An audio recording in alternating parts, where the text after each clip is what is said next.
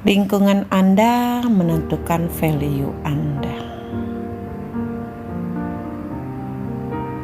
Ya, lingkungan sangat berpengaruh sekali akan nilai diri kita. Ketika Anda mengetahui value potensi diri Anda, maka Anda akan lebih percaya potensi diri Anda yang Anda miliki, sehingga semakin hari Anda akan dikenal karena Anda adalah seorang expert di bidang tertentu. Seperti saya, Julianti, my value saya atau branding saya, orang lebih mengenal saya adalah seorang founder dari EBSCO Center. Saya trainer baby spa dan motivator, inspirator. Bagaimana kita bisa mengetahui potensi diri kita? Kadang kita bingung. Rasanya kita tidak memiliki kemampuan apa-apa, merasa biasa-biasa saja. Saya mah apa atuh mah, saya mah biasa-biasa saja. Padahal Allah menciptakan kita menjadi manusia yang istimewa di dunia ini, betul tidak? Ya, yuk kita renungkan. Mulai dari hal yang Anda sukai, Anda happy, Anda enjoy, senang sekali melakukannya. Itulah Anda bisa mulai dari sesuatu yang Anda enjoy, yang Anda happy. Saya happy kalau ketemu baby. Wah, gak dibayar pun saya kalau pijat bayi seneng. Kayaknya ketemu bayi tuh energi saya tuh semakin semangat. Karena saya memang expertnya di baby, happy with baby. Ingat, setiap manusia dilahirkan dengan kelebihan dan kekurangan yang berbeda-beda. Jadi jangan pernah membanding-bandingkan diri kita dengan orang lain. Anda spesial dan Anda berharga.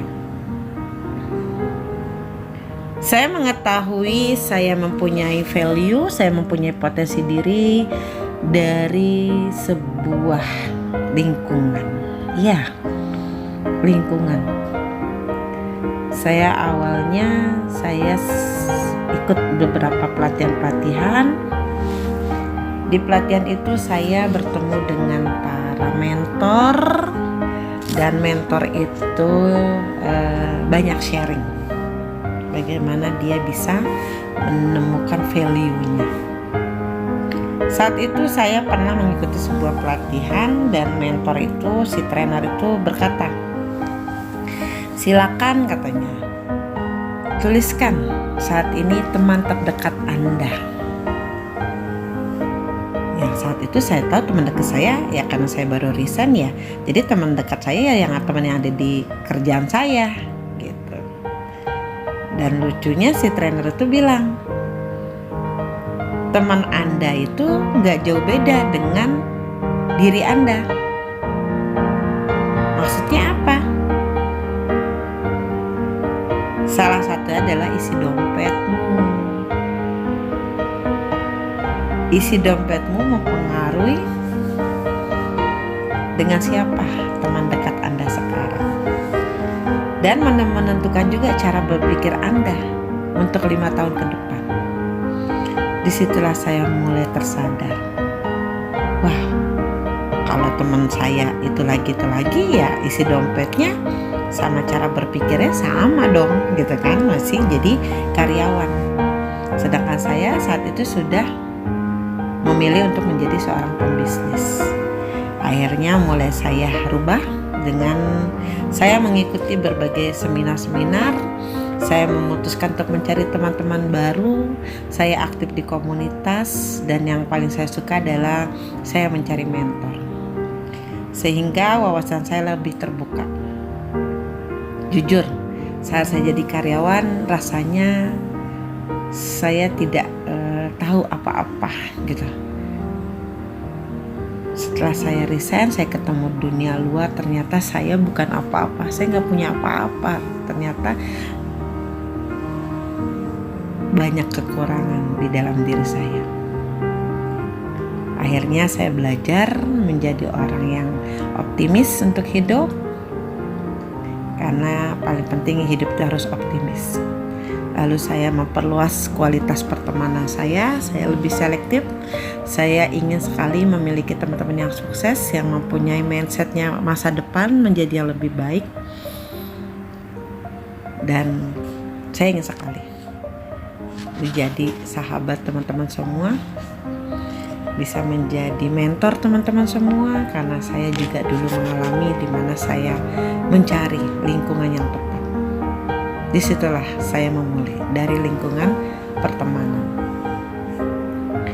Lalu saya juga mulai dari perubahan sekolah. Maksudnya apa?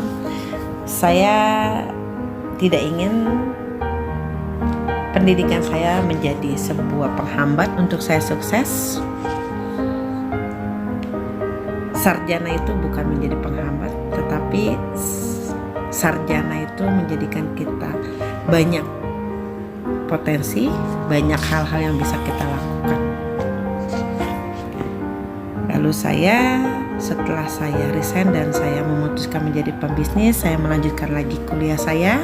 Saat ini saya sedang melanjutkan kuliah S2 saya di Kesehatan Masyarakat di STIKIM, di Manajemen Kesehatan Masyarakat. Mengapa saya ingin lanjut kuliah? Karena saya ingin sekali bisa semakin bermanfaat lebih baik lagi untuk orang lain, dan yang paling penting adalah keluarga saya. Saya ingin membuktikan pada anak saya, keluarga saya, kalau saya bisa menjadi yang terbaik untuk mereka.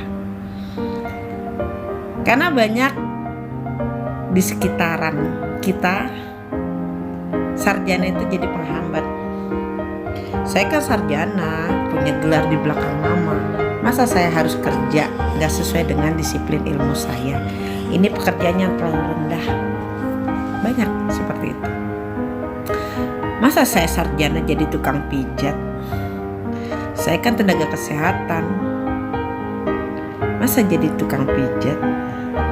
Saya gak bisa melakukannya. Atau sering kita selalu bilang, pekerjaan itu gak ada hubungannya dengan sekolah saya. Padahal harusnya semakin tinggi pendidikan kita, harusnya kita bisa melakukan banyak hal dong, ya enggak? Namun ini menjadikan penuh kontradiksi. Apakah gelar diploma sarjana tidak mau mengambil pekerjaan kasar, sehingga lulusan sarjana saat ini banyak yang nganggur.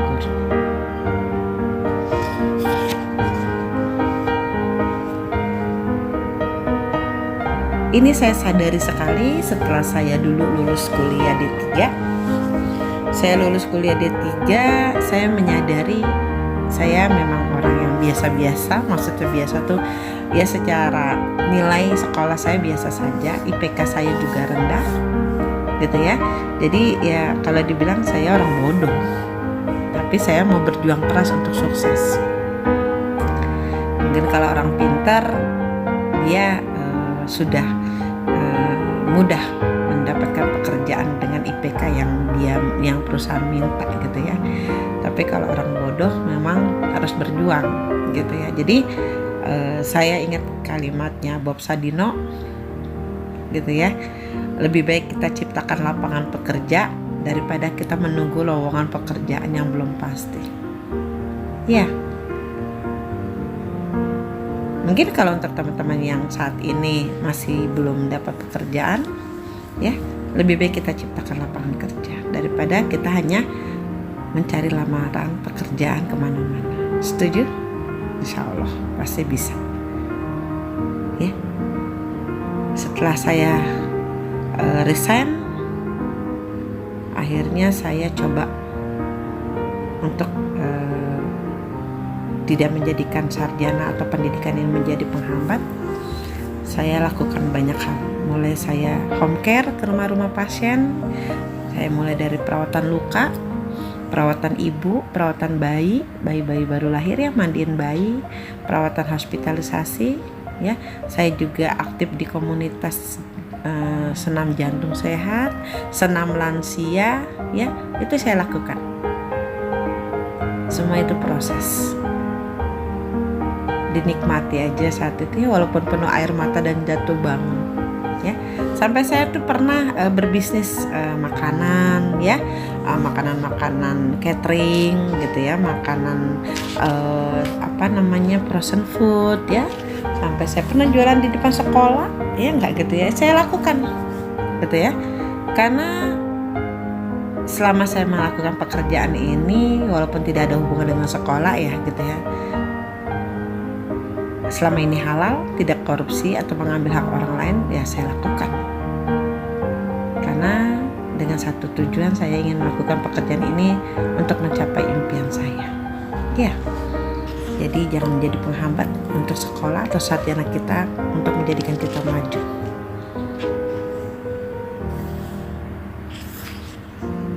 Mulailah berani bermimpi, disitulah kita akan mengetahui potensi diri kita.